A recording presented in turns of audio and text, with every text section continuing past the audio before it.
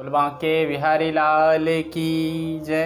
प्रभु को हम सहज कैसे प्राप्त कर सकें, ऐसे ही आजकल हर व्यक्ति के मन में होता है कि प्रभु को हम सहज कैसे प्राप्त कर सकें, सरल मार्ग क्या है उनको पाने का। तो हम लोग अपने अंदर क्या सोचते हैं कि हम उनको पाने जा रहे हैं या उस मार्ग में जाएंगे तो ये मार्ग कठिन है, लेकिन बहुत सरल है बंधुओं, बहुत सरल मार्ग है, कहीं जाने की आवश्यकता नहीं है। ईश्वर अंश जीव अविनाशी, चेतन अमल सहज सुख राशि। हर अंश में ईश्वर है, हर कण में है, ये भी हमें पता है, क्योंकि आपने कथा सुनी होगी प्रहलाद जी की। वो हर जगह कहते थे हर अंश में ईश्वर है। और हिरण्यकश्यप ने कहा कि कहाँ है, क्या तेरा ईश्वर इस खंभ में है? बोले हाँ, खंभ में है। जैसे ही खंभ में प्रहार किया, भगवान श्री हरि नारायण प्रकट हो गए। इस प्रकार प्रभु हर जगह हैं, लेकिन हमें देखने की आवश्यकता है, उन्हें पहचानने की आवश्यकता है। पर जब हम अभिमान करने लग जाते हैं, जब हमें अभिमान हो जाता है कि हम उन्हें प्राप्त कर सकते हैं अपने मार्ग से, अपने जिद से उन्हें प्राप्त नहीं कर सकते हैं। ये फल साधन ते नहीं होई, तुम्हारी कृपा पाव कोई कोई। ये प्रयास से नहीं, प्रसाद से हो सकता है। जब तक भगवान की कृपा नहीं होगी तब तक आप उन्हें प्राप्त नहीं कर सकते हैं। वो तैरते तैरते भी डूब गए जिन्हें खुद पर गुमान था। वो तैरते तैरते भी डूब गए जिन्हें खुद पर गुमान था, और वो डूबते डूबते भी तर गए जिन पर तू मेहरबान था। जब परमात्मा मेहरबान हो जाता है तो सब कुछ प्राप्त हो जाता है हमें, वो तो हमें मिल ही जाता है। ऐसे एक व्यक्ति था, उसने एक संत को देखा, और संत को जैसे ही उसने देखा, वो इधर उधर चोरी करता था, भटकता था, हर मार्ग में जाता, लेकिन उसको कोई सही मार्ग नहीं मिलता।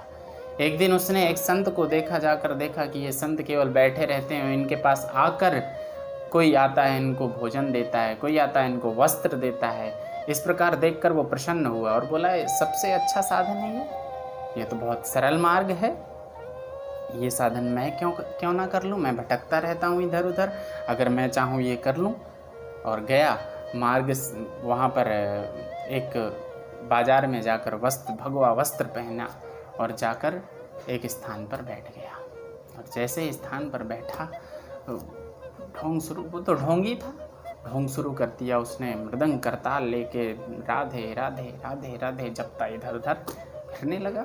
और जैसे ही ऐसा करने लगा, लोग संत की दृष्टि से देखने लगे। वेश की पूजा होती है, तो संत की दृष्टि से जैसे ही देखने लगे, तुरंत कोई प्रणाम करता, कोई वस्त्र देता, कोई भोजन देता, कोई कुछ देता। ऐसे प्रसन्न होने लगा, दिन में दिन वो प्रसन्न होने लगा, और प्रसन्न होकर रोज़ डेली आता, और दिन में दिन उसकी जो अभिलाषा थी वो बढ़ने लगी। भले ही वो ढोंग कर रहा था, लेकिन ढोंग करने की अभिलाषा उसकी बढ़ने लगी। और जब बढ़ने लगी तो वो कभी मृदंग लाता, कभी करताल लाता, और भक्तों को जोड़कर राधे राधे राधे राधे ऐसा जप करने लगा। और जैसे जैसे जप करने लगा, लोग आकर उसको संत की उपमा देने लगे, और उसको कभी प्रसाद मिले, कभी भोजन मिले, कभी कुछ मिले। इस प्रकार कई सारी चीज़ें उसको लाकर प्रदान करने लगे। और जब उसे वो चीज़ें प्राप्त होने लगी तो वो प्रसन्न हो गया। और जब प्रसन्न होने लगा, धीरे धीरे धीरे धीरे एक दिन क्या हुआ, करताल लेकर वो प्रभु का जप करते हुए और इधर उधर टहल रहा था। लोगों के दिखावे के लिए इतना मग्न हो गया कि जाकर एक कुएं में गिर पड़ा। जैसे ही कुएं में गिर पड़ा तो वहाँ पर उसने सोचा, अगर मैं ये कहता हूँ कि मुझे यहाँ से निकालो, तो व्यक्ति कहेंगे ये ढोंगी है, इसलिए भक्त है, इस भक्त होता तो कुएं में थोड़ी ना गिरता, ये ढोंगी है इसलिए कुएं में गिर पड़ा।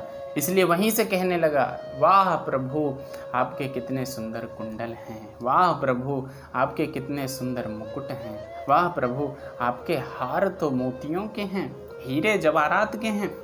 जो बाहर लोग खड़े थे उन्होंने सोचा इसको प्रभु के दर्शन होने लग गए कुएं में।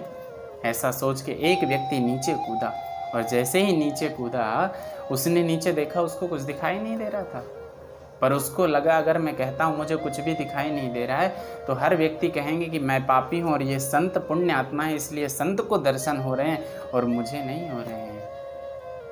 पर जब वो भी ताल में ताल मिला के, सुर में सुर मिला के कहने लगा, वाह प्रभु आपके कितने अच्छे सुंदर कुंडल हैं, वाह प्रभु आपके कितनी सुंदर मालाएं हैं, आपके कितने सुंदर हार है, कितना सुंदर आपका मुकुट है, जब ऐसा वो भी कहने लगा तो और भी व्यक्ति सोचने लगे कि इसको भी दर्शन होने लग गए।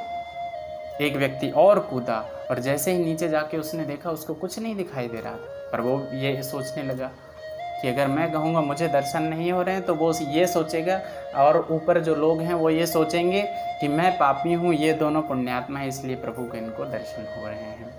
ऐसा सोच के वो भी उनके सुर में सुर मिला के कहने लगा कि वाह प्रभु आपके कितने सुंदर कुंडल हैं, वाह प्रभु कितने सुंदर आपके हार, कितना सुंदर आपका मुकुट है। ऐसे जब कहने लगा तो ऊपर के लोग सोचने लगे इस कुएं में सबको ही दर्शन हो रहे हैं क्या। ऐसा सोच सोच के एक एक करके पूरा कुआं भर गया। जब पूरा कुआं भर गया सज्जनों, तो जैसे ही वो पहला व्यक्ति था जो ढोंग कर रहा था लोगों को दिखाने के लिए, अब वो ये सोचने लगा कि एक व्यक्ति झूठ बोल सकता है, 2 व्यक्ति झूठ बोल सकता है, 3 व्यक्ति झूठ बोल सकता है, लेकिन इतने सारे लोग झूठ नहीं बोल सकते।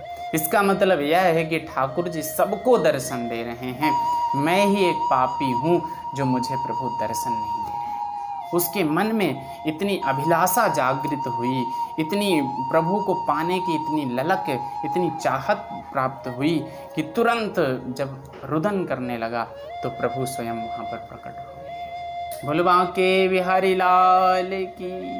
उसकी वजह से सबको दर्शन हो गए। तो जब तक आपको प्रभु को पाने की ललक, दृढ़ संकल्प नहीं होगा तब तक प्रभु आपको नहीं मिलेंगे। जिस दिन आप दृढ़ संकल्प कर लोगे उस दिन प्रभु आपको तत्क्षण मिल जाएंगे, क्योंकि ईश्वर हर जगह है।